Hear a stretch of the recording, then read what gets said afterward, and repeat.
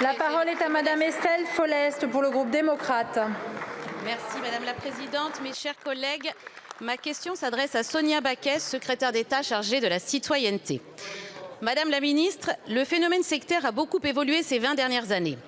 Le nombre de victimes est en constante augmentation, comme en témoignent les derniers rapports de la mission interministérielle de vigilance et de lutte contre les dérives sectaires. Autrefois, les sectes recrutaient dans la rue ou frappaient à votre porte. Elles voyaient chaque jour 10 ou 20 personnes, ce qui certes était déjà trop.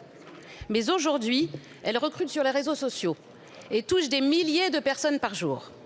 C'est un changement d'échelle considérable. En outre, ce sont souvent de petites structures, des groupes diffus et protéiformes qu'il est plus difficile d'identifier. La menace est ainsi bien plus grande et revêt d'autres visages, ceux de groupes 2.0 qui fédèrent autour d'eux des communautés sous emprise. Je pense à ces marchands de bonheur qui invitent leurs adeptes à vivre sans boire ni manger, à ces pseudo-guérisseurs qui incitent leurs victimes à délaisser leur traitement médical contre le cancer au profit de jus de légumes, ou encore à tous ces soi-disant coachs en bien-être qui vendent à prix d'or leurs conseils de pacotille. Face à ces nouvelles menaces, l'action de l'État doit évoluer. La dernière loi permettant de lutter contre les mouvements sectaires, la loi Abou-Picard, a plus de 20 ans. Elle ne peut répondre totalement et efficacement à ces nouveaux enjeux. Les assises de lutte contre les dérives sectaires ont eu lieu il y a quelques jours. Madame la Ministre, quel bilan en tirez-vous ? Quel plan d'action va être mis en œuvre et comment la représentation nationale sera associée à la lutte contre les dérives sectaires? Je vous remercie. Je vous remercie, ma chère collègue. La parole est à Madame Sonia Backès, secrétaire d'État chargée de la citoyenneté. Madame la Présidente, Mesdames et Messieurs les députés, Madame la députée Follest, d'abord, je vous remercie de l'intérêt que vous portez à ce sujet qui concerne des dizaines de milliers de nos familles.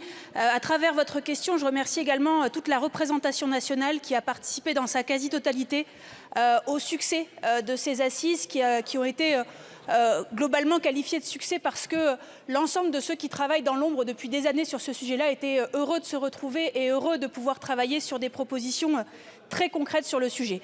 Vous l'avez dit, les dérives sectaires ont évolué. On est passé d'il y a une vingtaine d'années de l'église de Scientologie aux témoins de Jéhovah qu'on connaissait bien, à des nouvelles formes. Alors évidemment des nouvelles formes en matière de santé, et j'y reviendrai, mais également à des choses nouvelles comme le féminin sacré, comme les éco-villages en autarcie, comme le crudivorisme, vous en avez parlé. Et donc on doit, face à ces évolutions, faire évoluer également l'action de l'État, et ce sont des propositions extrêmement fortes qui ont été faites dans ces assises, et je tiens à saluer l'action de ma collègue Agnès Firmin-Lebaudot qui s'est engagée à encadrer les pratiques non conventionnelles de soins.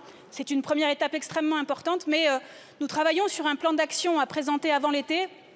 Et je souhaite dans ce cadre inviter l'ensemble de la représentation nationale qui s'est impliquée à venir en réunion dans quelques jours à Beauvau pour travailler sur la mise en œuvre de ce plan d'action qui travaillera, vous le savez, sur 3 grands axes. D'abord l'axe de la prévention, vous l'avez dit, avec un gros travail sur les réseaux sociaux à mener, un axe sur l'aide aux victimes et puis un axe évidemment sur la poursuite des auteurs. Voilà, donc je crois que nous avons un gros travail à mener et je veux remercier l'ensemble de la représentation nationale pour le caractère transpartisan de nos travaux pendant ces journées d'assises. Merci beaucoup.